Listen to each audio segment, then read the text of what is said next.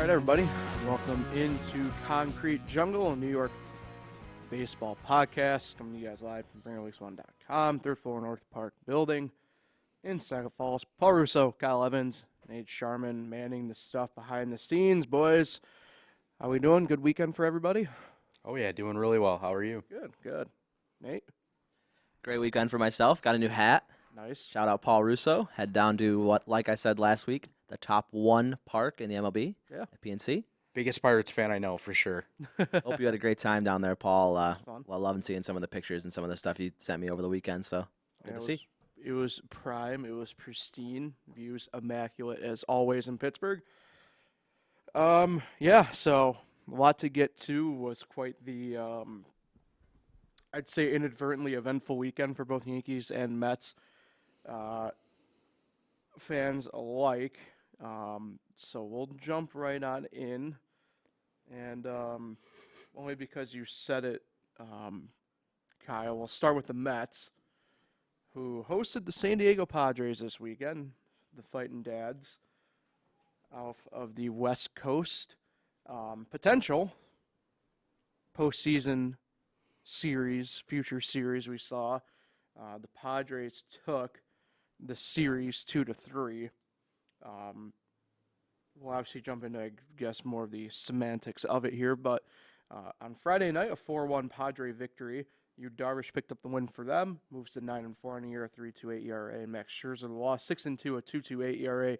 Taylor Rogers picked up his then 27th save of the year. Top performers, Max Scherzer, 6 innings, 5 hits, 208 strikeouts. Luis Guillorme, 1 for 3, had an RBI double, and Starling Marte went 2 for 4. We'll piggyback that, obviously, with Saturday, a 2-1 Padre victory. Blake Snell picked up the win, 2-5 now on the year, 4.75 ERA. Chris Bassett moves to 7-7 on the year now, a 3.72 ERA with a loss there. And Taylor Rogers picked up his 28th save on the year. Top performers, Chris Bassett, 7 innings, 4 hits, 211 strikeouts. Pete Alonso went 3 for 4, a double and a run scored. And J.D. Davis, 2 for 4, and picked up the lone RBI, which came in the 9th. We'll kind of combine the Friday and Saturday games, obviously, for the Mets, because we've alluded to it a little bit here, and it really, to me, kind of came to a head those 2 days where the pitching, again, spot on, did above and beyond what you hope a pitcher and team can do. But the offense just struggled for the most part the first couple games. Obviously, a little bit better last night, which we'll touch on in a minute. But just not the lineup not doing their part in certain spots, not coming up clutch when they need to be. And kind of underlying there was also a trade that occurred over, not the weekend exactly, but on Friday, which we'll bring up here obviously in just a second as well. But, like I said, offense certainly struggled like we've been noticing here over the course of the past few weeks with the Mets, where the pitching, again, just showing out and stelling away. Yeah, and that's kind of been the theme, I would say, over the last 2 months. Mm-hmm. You get great performances from your starters, and they're either getting the loss or no decisions because the offense has just been extremely quiet. I mean, 1 run in pretty much every game you play is not going to be good enough. Right. And back-to-back games with 1 run, it's certainly not a good recipe for success. So it's a tough start to the series, and good thing they snapped the skid last night. Yeah, it's good, again, seeing, in my mind, again, another really good start from Max Scherzer.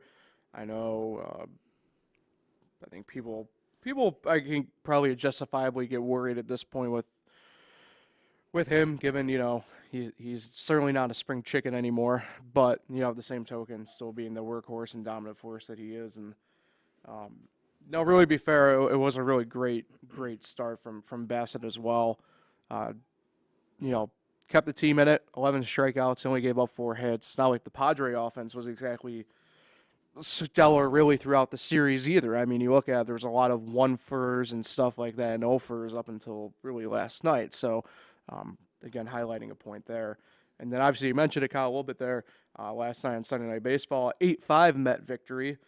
Drew Smith picked up the win out of the bullpen. It was a 2-3 out of the year, a 3.5 ERA for him. Joe Musgrove, the loss for the Padres, 8-3, a 2.63 ERA for him. And then Sugar Diaz picked up the save, his 21st of the year. Carlos Carrasco had the start, picks up a no decision, went 5 innings, 6 hits, no runs allowed, and a strikeout. Pete Alonso, 2 for 3, picked up a home run, a double, a walk, collectively 4 RBIs, and scored 2 runs. Mark Canha, 2 for 3, an RBI double for him as well.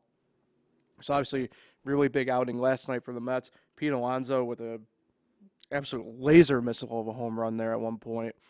Exactly what the offense needed to do against what is a very obviously good quality team in the Padres, show that they could do it, and against who has been their de facto ace this year in Joe Musgrove. Yeah, that was kind of a wild game last night. It was a scoreless game until the 6th inning, and then Padres finally broke through. But then all of a sudden, the Mets just score 8 unanswered. Well, actually, the Padres did answer in the 9th with a few runs, but it was just crazy how there was no offense in the first 5 innings, and all of a sudden it just picks up, and we ended up with a pretty tight game at the end with the Padres making some noise in the 9th inning. Yeah, I know. Coming back from Pittsburgh yesterday, I was a bit out of the loop on the Sunday Night Baseball end of things, but it was good kind of seeing the lineup. I don't know exactly, but I think there was only really one player who didn't get a hit, and you did see different guys step up. Look, we haven't talked about Mark Canha all that much in the grand scheme of things, like I think probably a lot of people had hoped.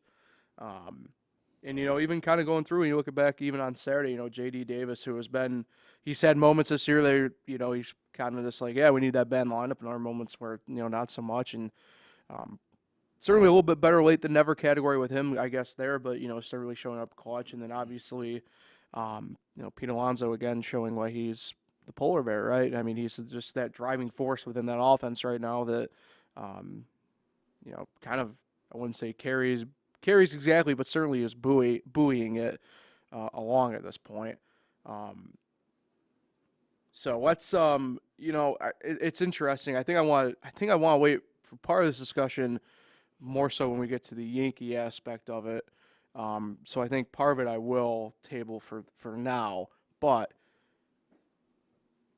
the Mets did, I guess, in a way, strike first in the trade market of sorts. A name that had popped up within the past 10 days or so about possibly being traded was Daniel Vogelbach, formerly of the Pirates. The Mets make that move over the weekend to get him, sending right-handed pitcher Colin Holderman to the Pirates in exchange for that for him. They also made another minor deal with the Pirates, picking up what will be depth catching in Michael Perez, who was already optioned down to Syracuse, outrighted through the trade there. Apparently, the Mets will keep their finger on the pulse of Trey Mancini as well.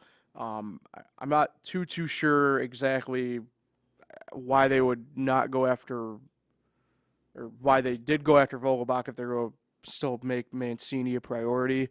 I don't know if it's because Vogelbach's just absolutely raking right-handed pitching this year, but Vogelbach did make an appearance last night, and Sunday Night Baseball has become a viral sensation because of it. I don't know if you guys know the reason why exactly, but when a big guy is on the move like that, it tends to make for good airplay and good memedom. But, that being said, the Mets are trying to find options here to kind of revitalize this offense a little bit, especially on the left-handed side of the plate. Dom Smith is still out. We'll update a little bit of that here in a second. But, like a key left-handed bat like Dom Smith being out still really need a guy like Vogelbach who can come in, whether it's, every other day or every third day or something like that to help bolster that offense when they need it. Yeah, I mean, anything at this point, if you can just get any kind of or different bat in the lineup to somehow kind of get this team going, that's kind of what they need. I know, Nate, you're a bit upset. I know Vogie meant a lot to you, and it's interesting. I know when we were messaging last night, me and you brought up Holderman. What was it like to live in Syracuse? He hates it. Well, he gets trapped in potentially a worse city in Indianapolis. So I wouldn't think he'd be down there for long, though. No. The way it sounds, they're just going to give him run down there, get going. But he's a good pitcher. I like that deal for the Pirates a lot. Yeah, I'm intrigued. I don't know if he'll stay with Pittsburgh at the end of these next 10 days or so. Would Vogie either next year? So, I mean, the chances are that Vogie doesn't stay with them either next year. Well, I mean, you gotta remember more chance that Holderman doesn't, or that Vogie doesn't stay there than Holderman, if that made any sense. mean, I get what you're saying, but at the same token, I remember Vogelbach is what life is he on the MLB right now? Like third life in the MLB. that's So true. Yeah, you're right. I mean, it's not like I'm saying, well, Pittsburgh's where everybody goes to die, because at this point it might as well just be Kansas City for 15 different reasons. But Nothing's going wrong in KC right now. yeah, whatever gets people to sleep at night with the Royals in that realm. But no, I mean, it's just, I don't know. I'd assume have Holderman up. I don't know. It could be a sign that, I don't know. I don't think they trade Bednar at this point, but he'd get a nice return depending upon who would want him. So Yeah, I've seen his name come up in trade talks too with the Pirates, but so who knows? usually nobody's safe, right? Especially with Bob Nutting. All right, let's touch on some news and notes for the Mets. Obviously, I teased up a little bit of the two trades and other one there, but good news: right-handed pitcher Jacob deGrom threw at Citi Field yesterday, and his next rehab start and evaluation will be determined at some point today.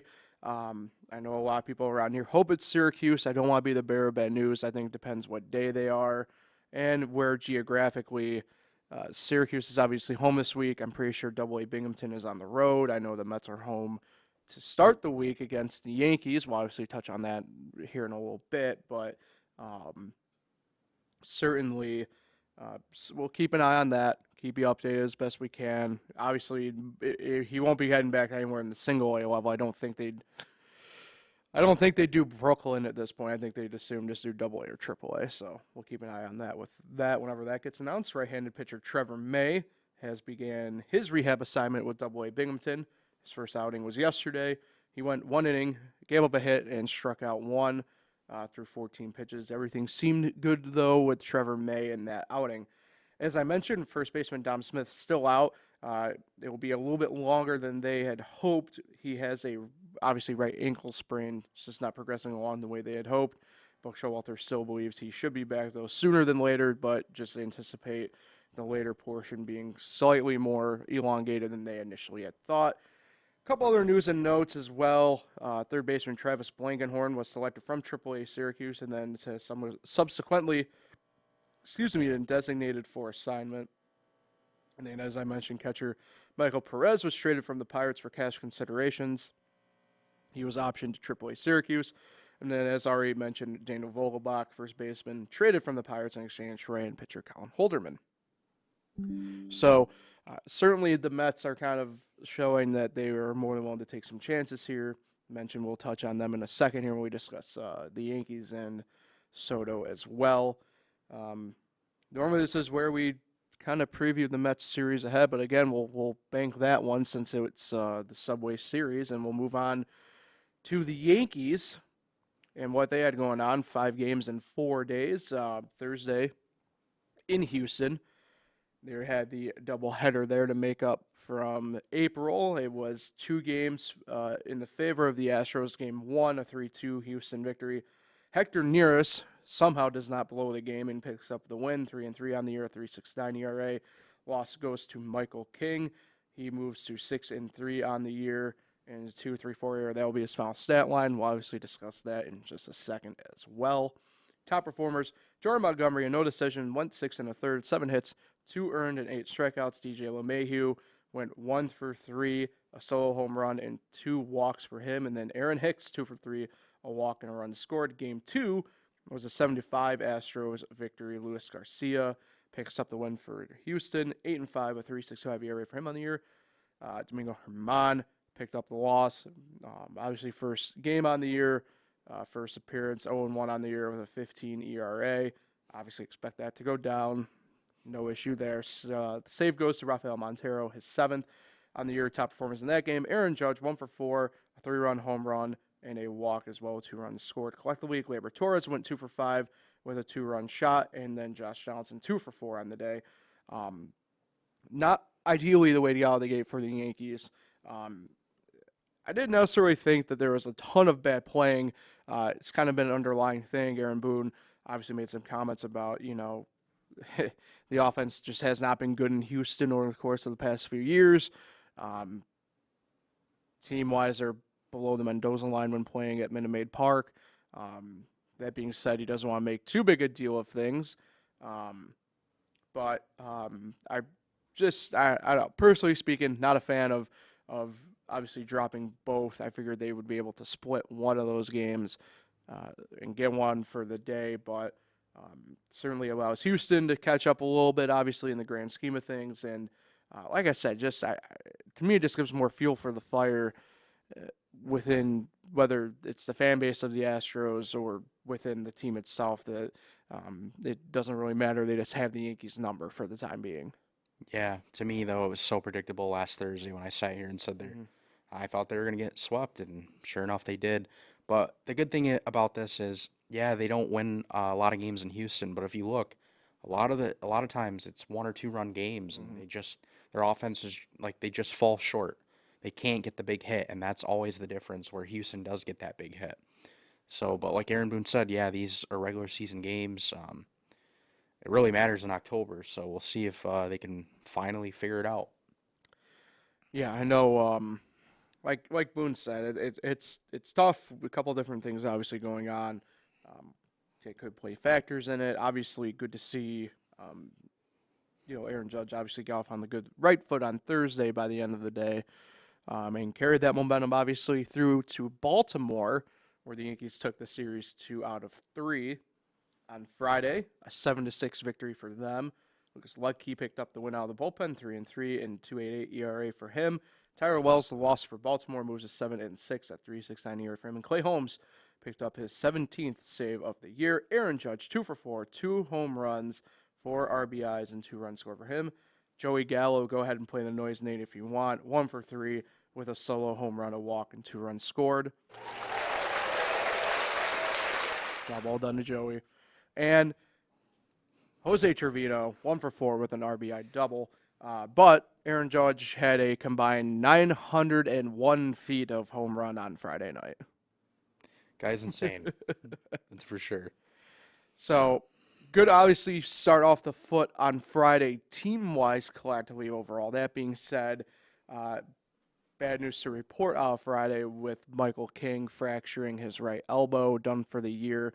Touch a little bit more on that, obviously, in the grander scheme of things, long haul-wise here in a second. But certainly some energy taken away from the weekend. Michael King really having a career year out of the bullpen, and unfortunate that his season has to end that way. Yeah, and that was to me, that was such an odd way for his season to end. Like, he threw a pitch and he just fractures his elbow. Like, that's just so weird. You don't really hear that too often. And then he just walks off the mound like he obviously knew it right away. But yeah, just very unfortunate. Yeah, pitchers have a weird way of, I guess, knowing when these things happen in a way. Trying to remember. I can't remember the guy's name exactly off the top of my head. I want to say, he still pitches every now and then. Kind of bounced around Chicago.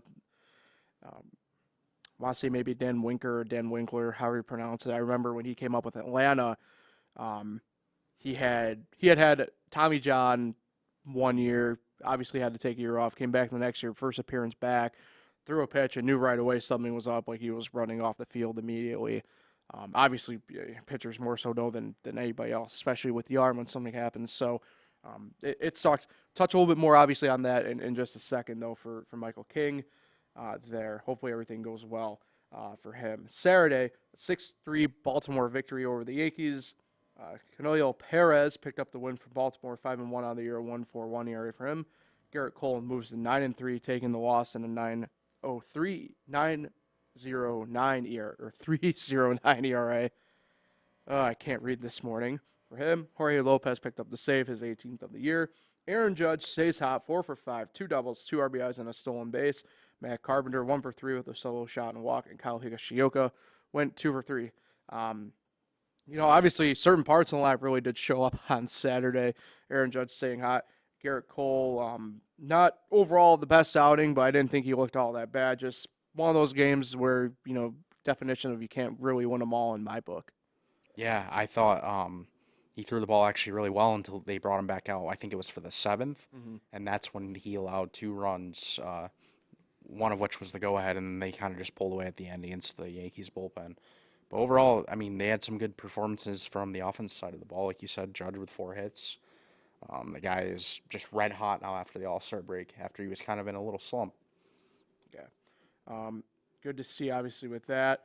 And then on Sunday, a 6-0 Yankee shutout victory. Nestor Cortez, 8-3, picked up the win. 2.48 ERA for him. Dean Kramer, the loss for Baltimore, was a 3-2 and a 3.06 ERA. Clark Schmidt picks up the save. Obviously, it was a long haul save, not the true sense. Nestor Cortez, 6 innings, 6 hits, 7 strikeouts. Jose Trevino, 4 for 4, a double, an RBI, and a run scored. And then Aaron Judge, 2 for 4, a 2-run home run, a walk, and 2 runs scored collectively for him. So obviously, Judge staying hot, and the Yankees really capitalized on the weekend, taking the series against what has been a very pesky Baltimore team, as we keep mentioning. And which as much negativity as there was kind of through the weekend, obviously with the Michael King news, the Yankees obviously able to capitalize and continue the at least hot momentum that they've been able to generate against, at least the in-division opponents for sure, moving forward. Yeah, it's crazy how much better Baltimore has been. Just watching them, play the Yankees over the weekend. They're just like they bring a lot of energy, it seems like, and they all, even though it's the Yankees they're playing against, it seems like they always have so much confidence, and they've been actually hitting the ball a lot better too than they were in the beginning of the year. And their bullpen, like you've mentioned several times, their bullpen is really, really good. I know. We'll move into this portion of the discussion because it encapsulates obviously both Mets and Yankees that I keep talking about.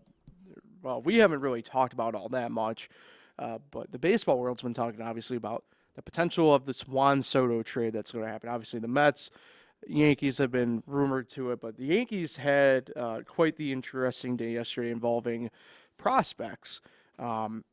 Not to do my best Byron Windhorst impression here, but if you might have only really noticed it if you were a Hudson Valley Renegade fan to a degree. But in a 12-0 game that they were down,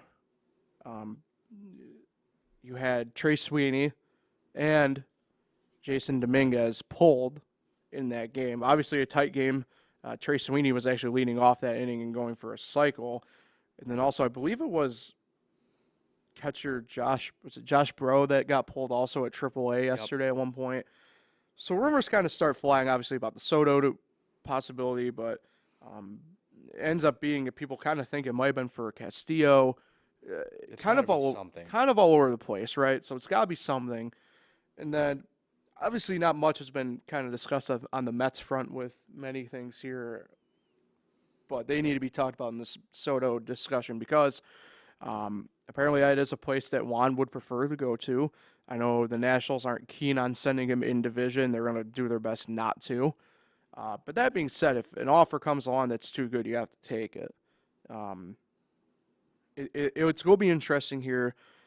I don't know how the Mets exactly package for Soto. I know, to me, there's got to be a third team involved because Patrick Corbin for the Nationals will be moved as well. I know I brought that up a little bit last Thursday in a way with what the Diamondbacks could be a landing spot, if you will. I've heard Cleveland pop up as a potential landing spot as a third team for Corbin. But, if you're the Mets, are you comfortable allowing, like a Francisco Alvarez, Brett Beatty, et cetera, be in this deal? It's pretty apparent that the Yankees, they didn't pull those prospects if they didn't plan on getting something in return for them at some point here, whether it's Castillo. I think it's a little bit of an overpay for Castillo. Apparently the Yankees are fine with it. I would have to imagine the Mets are going to be more fine with it than not. I don't know if I'm personally a big fan of giving up a guy like Alvarez at this point. Your catching pool at the Mets is a little bit thinner than the Yankees. That being said, to me, Alvarez is probably the catcher next year in New York, no matter what. I don't think they bring back McCann. For as good as he's been in the spots they need him, Nito is still a backup catcher, I think, at the core of it. So, I don't know. I still think, no matter what, the Mets will be players, though, before it's said and done, the Soto sweepstakes this trade deadline season. I think the Mets are going to have to offer Alvarez in order for that the Nationals to just be blown away by their package. I think if he's not included, the Nationals just kind of hang up the phone, just like when they call the Yankees. I think Dominguez obviously is the headliner there, and if he's not included, they're just probably going to hang up. Mm-hmm. And if Dominguez was pulled from the game for a possible trade, I don't know why you would trade him for a pitcher. I would not give him up for Luis Castillo. The only way I'd give Dominguez up is for Soto, for sure. I tend to agree. I know. I guess the Reds aren't high on Dominguez, but I don't know why the Yankees would want to trade Dominguez in a deal for Castillo. I Yeah. think that's a little bit of a reach. Oh, you're good. Go ahead. It doesn't start with Volpe. I think the Yankees have made Volpe untouchable because they're offering Trey Sweeney, who I don't know why Pipeline has him ranked as the third best shortstop prospect in the Yankee system. He really should be second. This is probably going to be a Yankee hot take for some people. I don't understand what people see in Peraza at this point. If he was going to be up at this point, he'd be up type deal. I think if you can offer him up somehow, you can, but whatever. I'm not going to.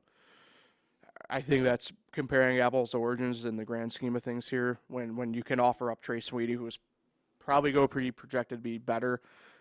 That's why I think Sweeney's probably the more targetable prospect with the Reds. Their system, they are lacking in middle infield depth. Really, Jonathan India was the last one to come up for them. That's going to be the headliner up the middle one way or another for them for a while. So a guy like Trey Sweeney would be a huge get for them in terms of return for Castillo.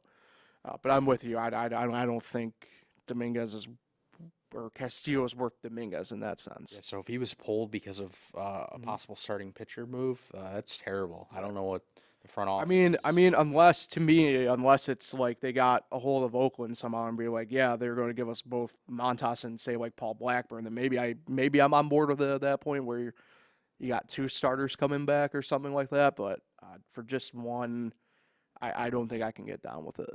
And I also think that's where the Yankees are going to kind of be pinned. Teams are literally going to just say, no, we're not trading with you unless you give up Volpe or Dominguez. I think I'd be fine with, not to use the Oakland example too much, but I think I'd be fine with doing something like a starter and then another position player, like starting position player ready to go, make a big league impact right away.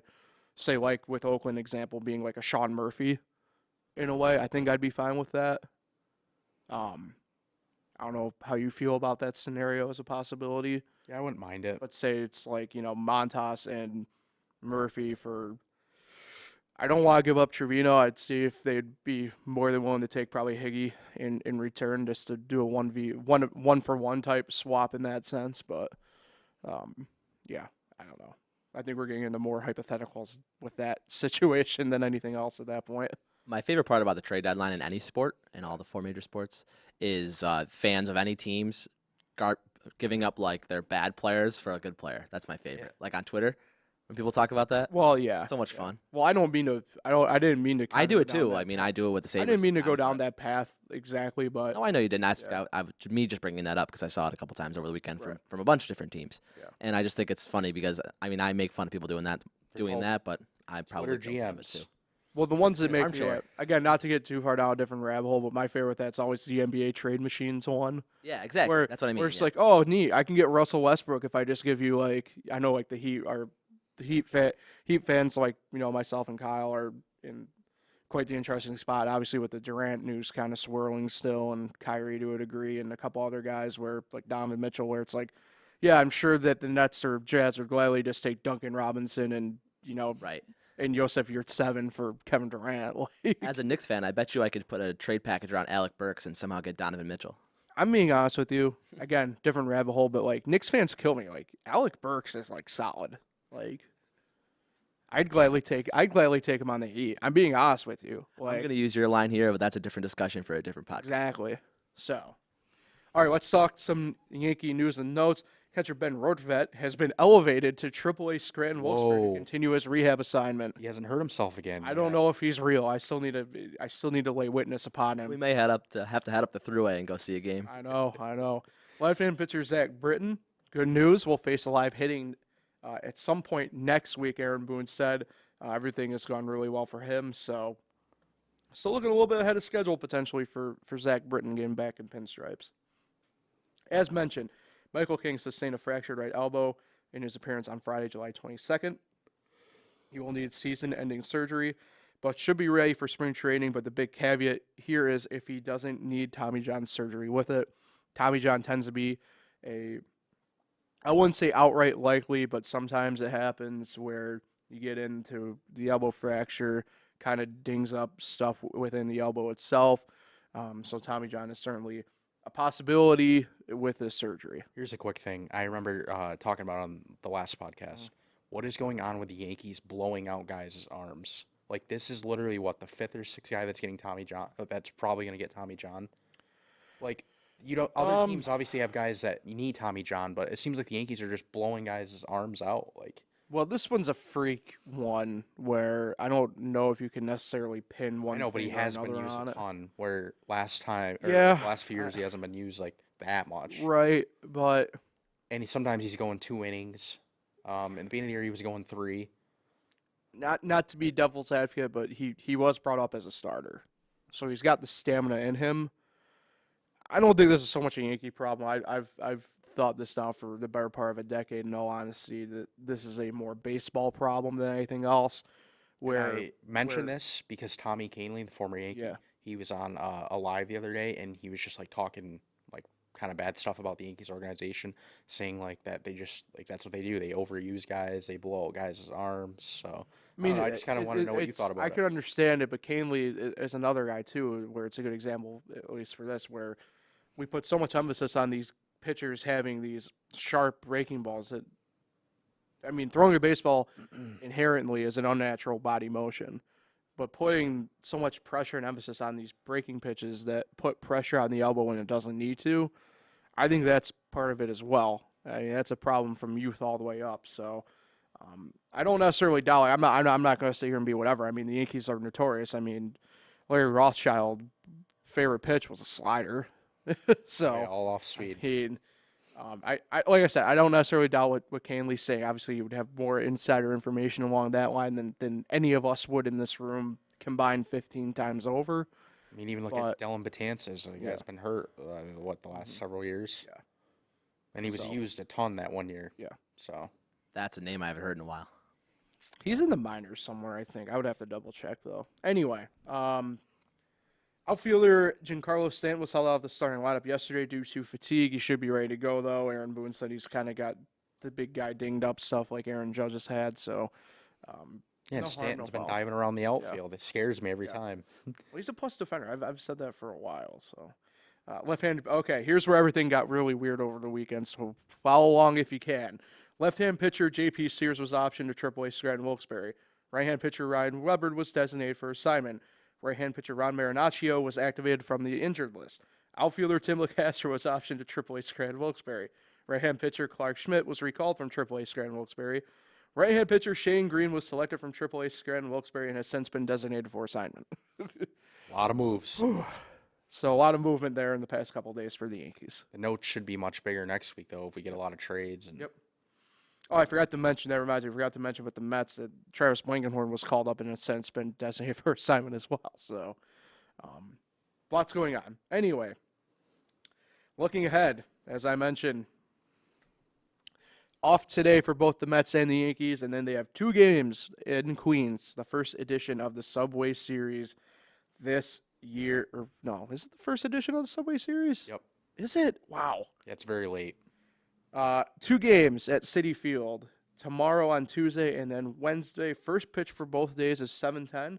On Tuesday, tomorrow night, you can catch the game on SNY, yes, or TBS. Jordan Montgomery gets the start for the Yankees, 3-2, a 3.24 ERA for him, against Taijuan Walker, 7-2, a 2.55 ERA for him. And then Wednesday night baseball on ESPN. A little bit interesting and different. Is that the there. only option? Only option. So that won't be blacked out at least. Domingo Herman, 0-1, a 15 flat ERA for him against TBA for the Mets. David Peterson could be the guy. Who knows what the Mets He only might do. went, I think, 1 inning the other Yeah. day. So Might be, who knows, it might even be Trevor Williams. So, here's the thing. I think it's going to be a split. Each team gets 1 game. And I think, I mean, honestly, I feel offensive onslaught coming both ways. I'm obviously going to be called biased, but I think Yankees are taking both. All right. I I've also been want right the split. lately. Tomorrow night Mets win, Wednesday night Yankee win. Yeah, that's what I was thinking, actually. Yeah. I don't know. Classic no-run affair you're for going that Jordan route. Montgomery. No Going run that route. support. Okay. We've seen a lot this year. That's true. That part's true. All too accurate, almost. So I don't know. I just think sometimes the Mets struggle to score runs. Yankees pitching is no joke. Pretty good. Yeah. I do think Herman bounces back Wednesday, though, and has a nice game. Yeah. What's interesting about him is this might be a show me outing for him. I don't know if you've seen all that much, Kyle, but I know his name has now popped up in trade discussions, so as a potential piece. So I think we'll see. We'll see what When happens. healthy, he's been solid. Yeah. So we'll see. All right, let's move on to our brethren on the throughway.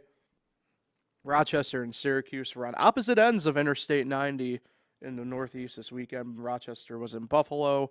Syracuse was in Worcester, Massachusetts. Bit of a story of two different series for them. Rochester got swept by Buffalo. Syracuse, to put it bluntly, powered their way to winning the series against Worcester, taking 2 of 3. Start with Rochester on Friday, a 3-0 loss. UC Kikuchi picked up the win. He is on rehab assignment for Toronto. Picked up the win for Buffalo. Josh Rogers, the loss for Rochester. Matt Gage, the save. Rogers went 5 innings, 6 hits, 3 runs, and only 2 of which were earned, a walk and 3 strikeouts. Andrew Stevenson went 1 for 3 with the walk. Same with Josh Palacios. Saturday, a final after 10. Buffalo 10, Rochester 9. Joe Biagini picked up some win for the Bisons, and Patrick Murphy the loss for the Red Wings. Jake Alou, 3 for 4, a walk, RBI, and 3 runs over him. Andrew Stevenson, 3 for 6, a double, 2 RBIs and run score. And Davin Casey went 3 for 4, 2 RBIs, a double, and run score, and the stolen base. And then on Sunday, yesterday, a 1-0 Buffalo win over Rochester. Brandon Eisert picks up the win for Buffalo. Corey Abbott the loss for Rochester, and Trent Thornton the save for the Bisons. Corey Abbott went 4 innings, 5 hits, an earned run, a walk, and 3 strikeouts. Riley Adams went 3 for 4 with the double, and Chris Herman went 1 for 2 with a walk. Not ideal for the Red Wings, still very much in it, but now only 1 game above 500, sitting right in the midway point of the IL East. But like I said, they didn't technically lose any ground to first place ahead of them. They're still only sitting 4 games back in the IL East. Yeah, so we had a pitcher's duel, a slugfest, and a pitcher's duel. Yeah. I mean, pretty cool, I guess, And that's part of what we were kind of concerned slightly with Rochester was actually their pitching. And if anything, their pitching was really the standout part of the weekend coming out of the mini break for them. Obviously, we've kind of mentioned it'll be interesting to kind of see what happens with Juan Soto and really how the Nationals kind of deal with the selling at the deadline, how that lineup really shakes out moving forward. A couple news and notes for them. Right-hand pitcher Hunter Harvey was recalled to Washington. Right-hand pitcher Andrew Lee was assigned to Double-A Harrisburg. Josh Rogers, after his rehab assignment, was assigned to Rochester officially after the case on Friday.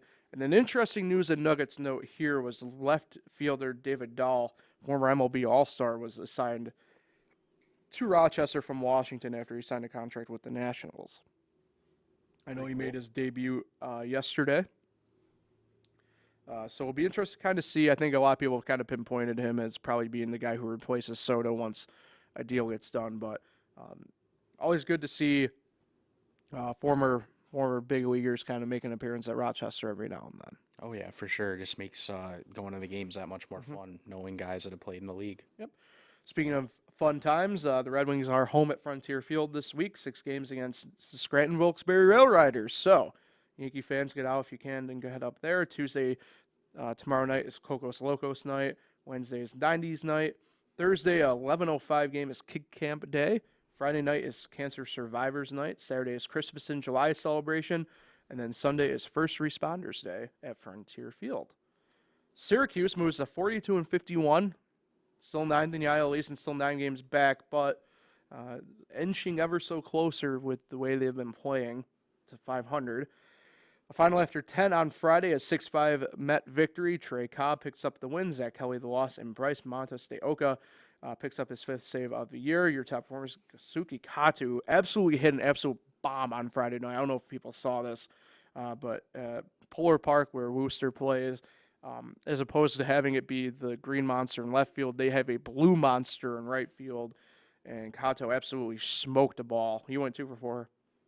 Obviously mentioned the solo shot and a walk for him. Nick Plummer went 1 for 4, a walk and 2 RBIs. And Terrence Gore, who has been a really fantastic, minor league find for the Mets, went 2 for 4, a run and a stolen bases. Really solidified that bottom half of that lineup in the 9th spot to flip the order around for them. Saturday, a 7-3 SMET victory. Nate Fisher, the win. Durbin Feltman, the loss. Devin Marrero hit a 2-run home run and walked, going 1 for 3 on the day. Mark Ventios, 2 for 4, a double and a run scored. And Francisco Alvarez, his first career AAA home run, and what a home run it was. It was a grand slam. He went 1 for 5 on the day there. And then offensive onslaught for the Who Sox, 10-8 victory for them over the S-Mets yesterday. Chase Sugart, the win. Alex Claudio, the loss for the S-Mets. And Frank Herman gets a save for Worcester. Mark Ventios, 1 for 5 with a solo home run. Nick Gaddis, who was recently called up, 2 for 2, 3 walks and 2 runs scored. And then Devin Marrero, 2 for 4, 2 RBIs, and a run stolen base. So obviously, you ended a little bit on the disappointing side, but the offense really showing up well again, at least on Sunday for the S-Mets.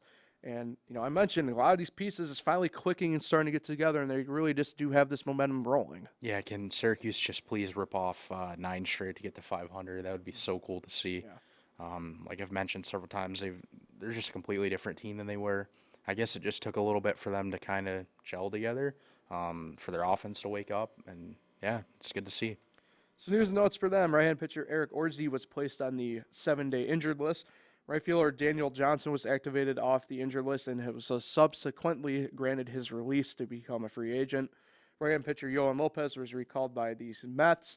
Right-hand pitcher Justin Dillon was activated off the injured list. Left-hand pitcher Mike Montgomery was sent to Single-A St. Lucie for a rehab assignment. And as I mentioned, third baseman Nick Gaddis was assigned from Single-A Brooklyn. Upcoming for the Mets, they're home this week at MBT Bank Stadium for 6 games against the Omaha Storm Chasers. So if you didn't see them in Rochester, here's your opportunity to see them once again in Syracuse, though. Tuesday, tomorrow night, Taco Tuesday. Wednesday is Camp Day, a day game. Thursday is Dollar Thursday. Friday, very special and cool game, Army-Navy game. Syracuse will be wearing Army jerseys, and Omaha will be wearing Navy jerseys, and both teams will be signing those jerseys and auctioning them off to benefit veterans on Saturday. Very interesting promotion. Your friend in the corner night, they're calling it because of copyright reasons, but Dwyer Brown appearance. Do we know who Dwyer Brown? Anybody in the room, do we know who he is? Nope. No from Kyle Evans? Rings a bell, but I can't get it. Nothing. Caleb, nothing over there from you? Okay. Dwyer Brown was the actor who played John Kinsella, Ray Kinsella's father in Field of Dreams. Oh. He's the person who had the catch at the end of the game. Wow. So he will be making an appearance and signing autographs Saturday night. It's also a youth jersey giveaway. And then Sunday is the Syracuse Mets' celebration of Christmas in July. So plenty of local baseball. Both teams home all week. Get out if you can. Always a good time at both. And really good baseball being played by both teams still overall. So support those teams while you can. As we enter the waning moments of summer, if you will, entering the final true month of it here within the next week or so. So It's definitely flown by. yep, for sure. All right, that does it for us today here. Any parting thoughts before we head out of here? I got nothing. Nothing. Nate, anything? All good from over here. All right. Well, for Nate Sharman, kudos to him behind the scenes as always. Kyle Evans, I'm Paul Russo. Catch us live here on YouTube Monday and Thursday. If not, you can catch up anytime on YouTube.